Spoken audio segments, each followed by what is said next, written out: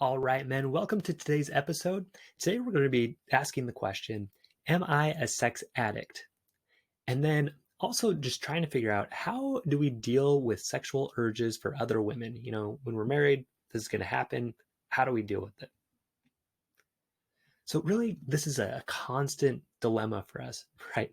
Um, so as men, we have many sexual thoughts and feelings in a typical day, right? These are usually sparked by the images that are around us, whether on TV or on a billboard or just by a woman that's dressed a certain way walking by us. We see that, we have some arousal that comes with that. It's just sort of the natural thing that happens. That's the way our brains work, right? It's normal. Okay. This is the way that guys are wired. There's nothing wrong with us because this happens. Okay. So I was when we were having this drive back from Utah to California with my wife, we started having this discussion, and I told her like this happens. Like I probably 10, 20, 100 times a day, right? I have a sexual thought about my wife or about some other woman that I happen to see, and again, like out and about or on TV or whatever. And she couldn't even believe it. She was like, "No way! Like that's impossible. You can't be thinking about it that much." And I was like, "Okay, you don't believe me?" I called up a colleague of mine. That's another guy, another psychiatrist that I work with, and he was just like, "Yeah, that's totally true. It happens." And even another friend of mine, just to verify more, right? Like it just happens. Women maybe have a hard time understanding that, but for guys, like that's just the way our brains work. So again, it's just normal. Like we all have this, and the question that we have to ask ourselves is, what's the best way to manage these? As they come up, how are we going to deal with them in a way that's most productive? Now, it can lead to a bigger problem, right? This is sort of the common problem all men face is how do we channel that sexuality, how do we use it in a way that's most with our integrity and in a way that's going to lead to the results we want in our life. Now sometimes that can become a problem in what some people would term a sex addiction. Okay, so some men, they'll start using pornography more than they want to, or start having sexual relationships with other women when they're married. Okay, now to me, this can be from a couple of reasons. One can be just out of like frustration, right? Oh, my wife won't have sex with me ever. I have to go find it somewhere else. I'm going to go look at pornography as kind of payback, right? She won't do it. So, I got to get this need met somewhere, right? Um, to me, this is really just emotional weakness, right? It's an inability to bring up difficult things with your wife. So, there were times where I fell into this. For me, it was mainly just kind of fantasizing about other women, right? Thinking like, oh, if I married someone else, she would want to have sex more, and we'd be able to enjoy that together. Instead of me just coming to my wife and saying like, hey, it's frustrating to me we're not having sex very much. Um, you know, can we work on this? What's a workaround? Like, I want us to really be actively trying to make this better. Again, as you know, my wife went through really difficult sexual abuse, so I understood that. But it wasn't until I was able to step into that integrity, bring that up as an issue, let her know it was something that we really needed to work on. That I felt more in my integrity. Our marriage took off to much better levels of intimacy, both emotional as well as sexual.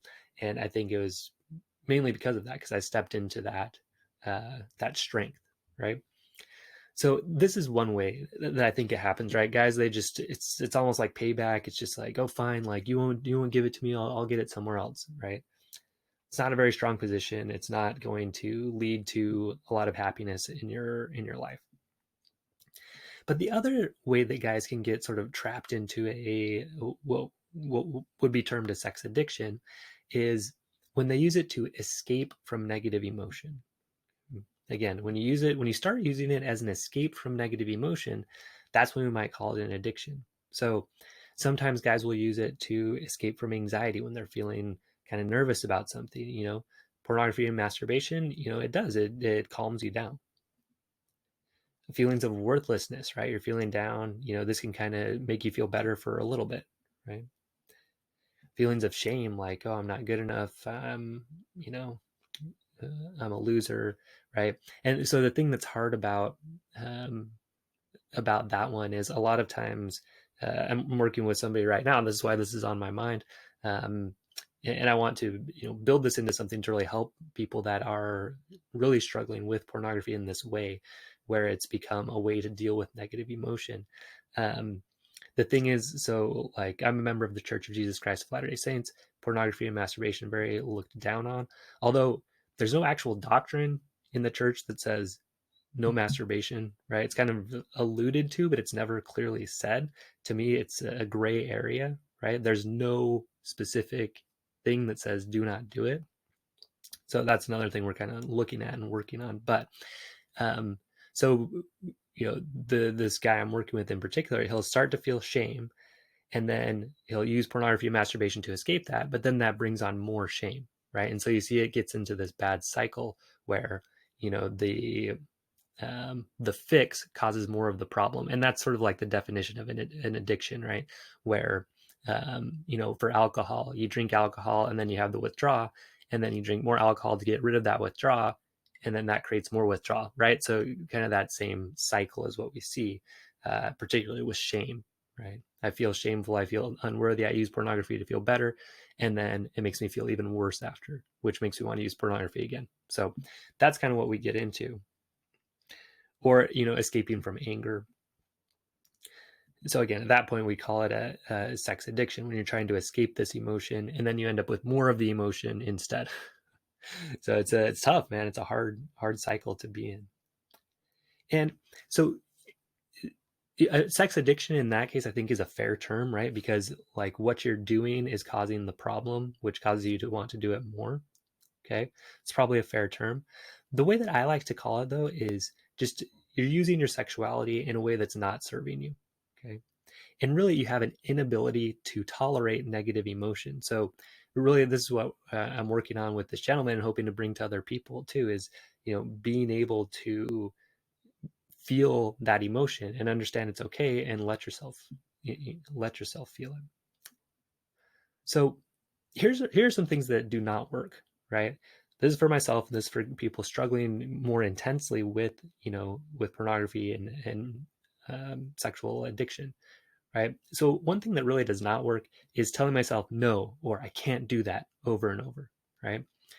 Usually what that leads to is like, no, don't do it, no, don't do it, and then I'm just thinking about it even more, right?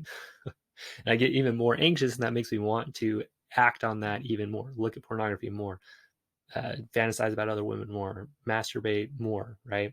Because I'm building up that idea, like I can't have it, I can't have it.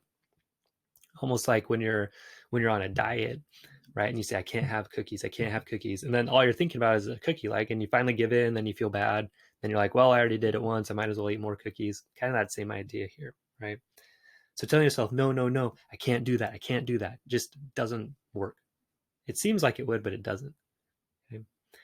Another thing that does not work is telling myself that sexual thoughts are bad and that I'm bad for having them. Okay. So Esther Perel gives this really good quote that says, a lot of us are brought up with this idea that sex is dirty, so save it for someone you love. Right. So it's that really is the message. Like, I felt like I had that message growing up as a member of the Church of Jesus Christ of Latter-day Saints, that like, okay, it's bad, it's bad, it's bad, but once you're married, it's great. It kind of doesn't really make sense. But we're kind of told over and over these sexual thoughts, they're bad, and that makes us hard to have that be a part of us and really make a decision about how we're going to use our sexuality.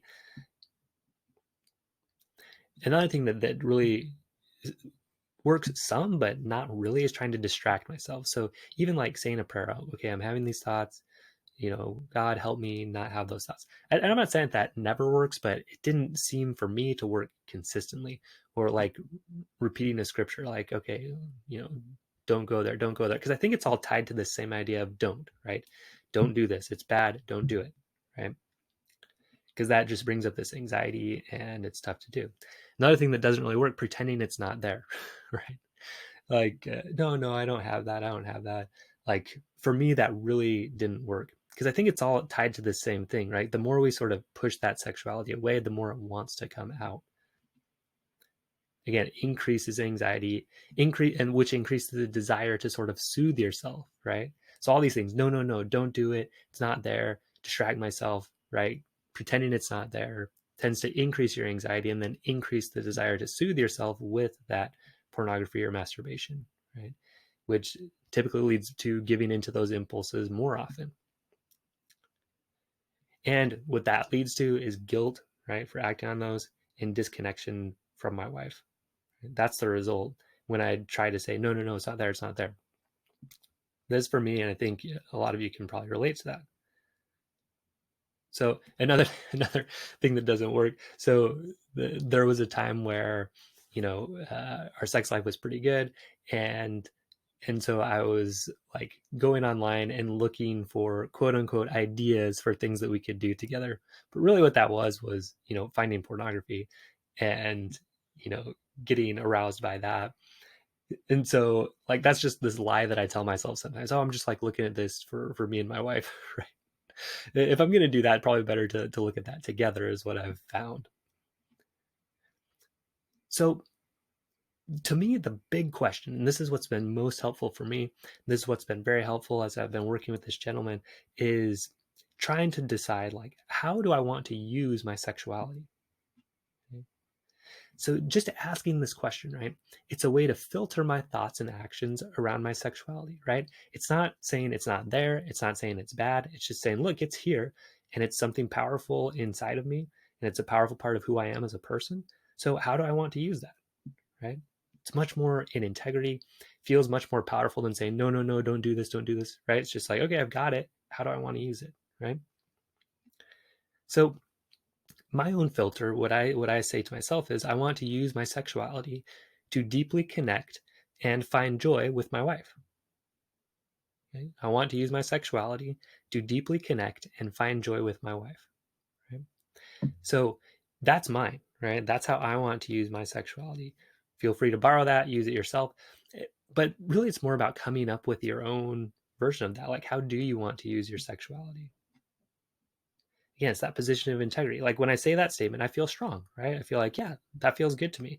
Deeply connect, find joy with my wife. For sure, that is how I want to use my sexuality. So it becomes that standard to measure my behaviors against, right? So when I say, okay, do I want to look at pornography? Well, is that going to help me deeply connect and find joy with my wife or not? So probably not, right? So I'll say, okay, like I want to stay away from that. Or, having an affair with somebody else, right? Is that going to help me deeply connect and find joy with my wife? No. Okay. Flirting with other women, is that going to help me deeply connect and find joy with my wife? Actually, no, right? There were times when I was doing that and I felt that disconnection, right? I definitely felt that disconnection from my wife. I felt more upset. Oh, other girls give me this attention, my wife doesn't.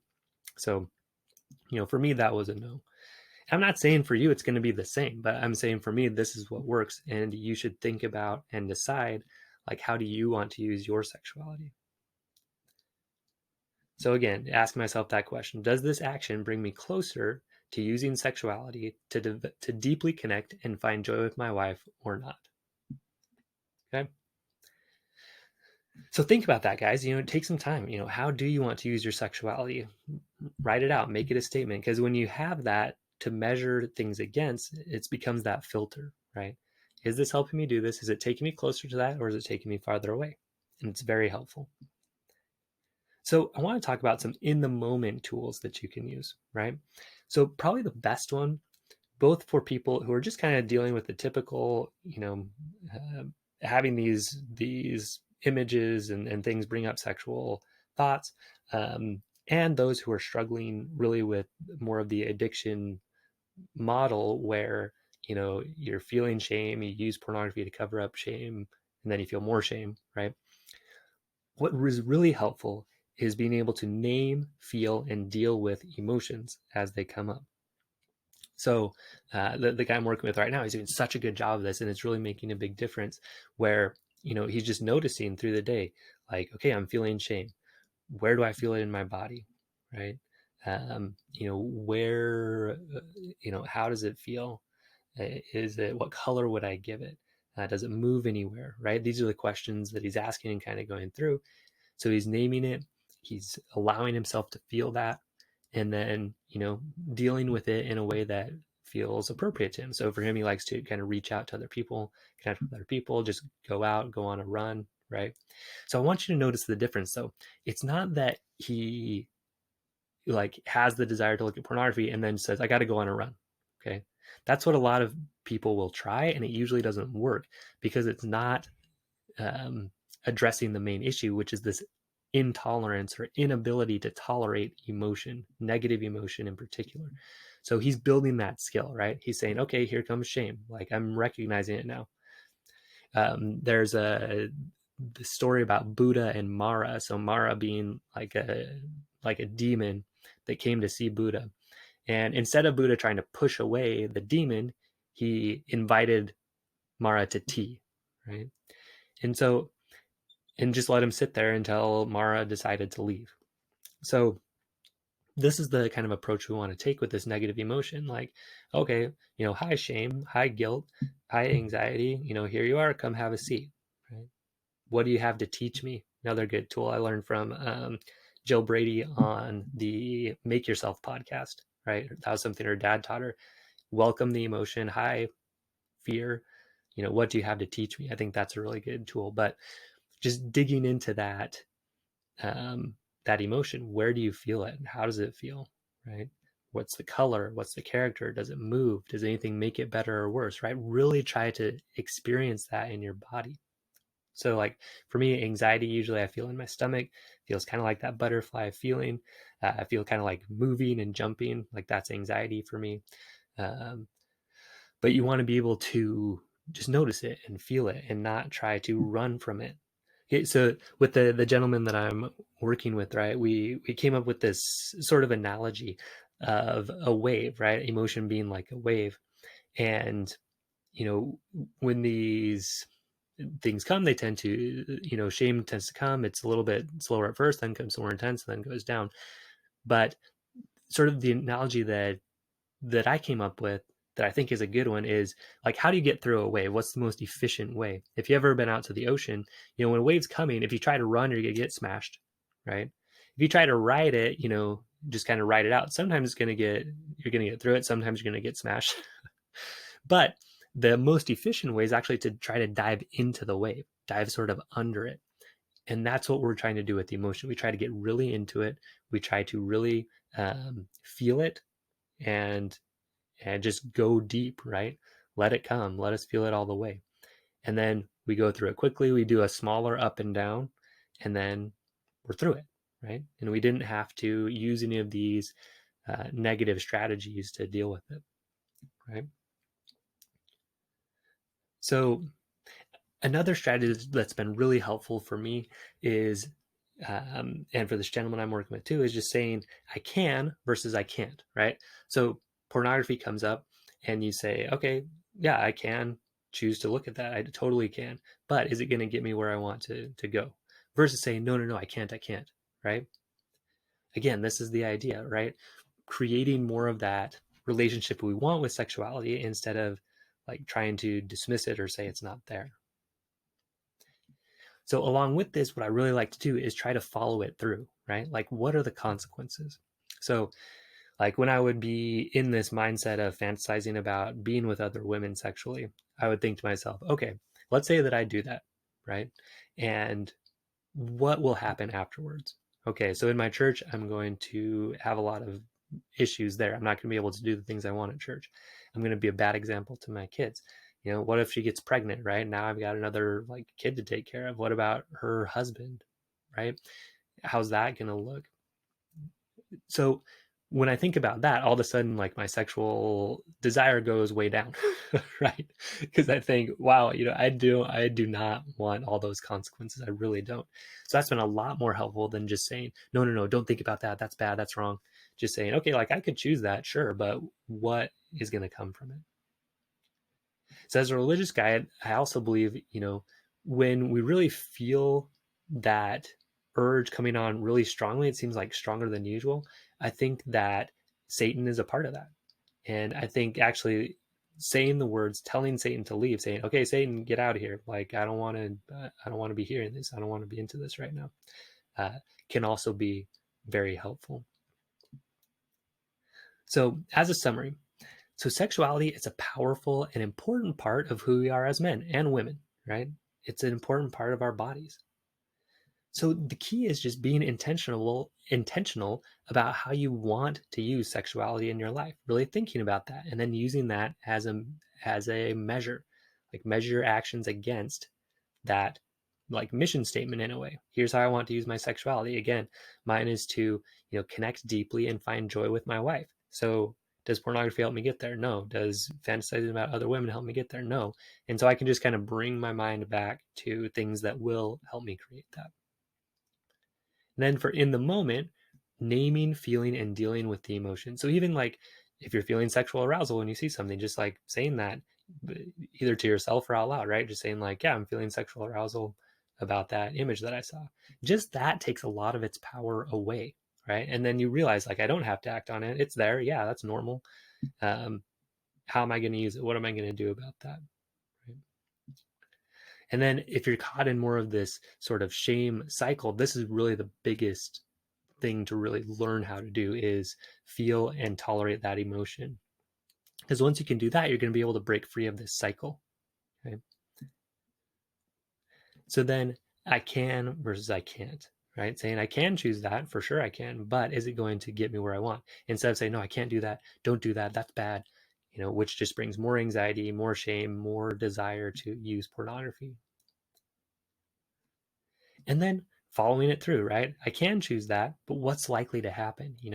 If I flirt with this girl and we end up, having sex, is that really what I want? Like hiding that from my wife, feeling that disconnection, um, possibly getting her pregnant. Are those consequences that I really want? No, I don't want that. So yeah, this is kind of like the jujitsu model, right? Using that momentum against itself. So, instead of fighting away that impulse, just saying, okay, like welcome, you're here. You know, um, how am I going to use this? Am I going to use it towards what I want to be or not? Right? And then also, if you're a spiritual person, you believe in God and Satan, just like telling Satan to leave when it feels really overwhelming like that. All right, guys. So hopefully you find this very useful. I know these have been the tools that have been really helpful for me. Again, like your sexuality is there for something good. So figure out how you want to use it and then measure your actions against that statement about how you want to use it. All right, man, stay strong and we'll see you next episode.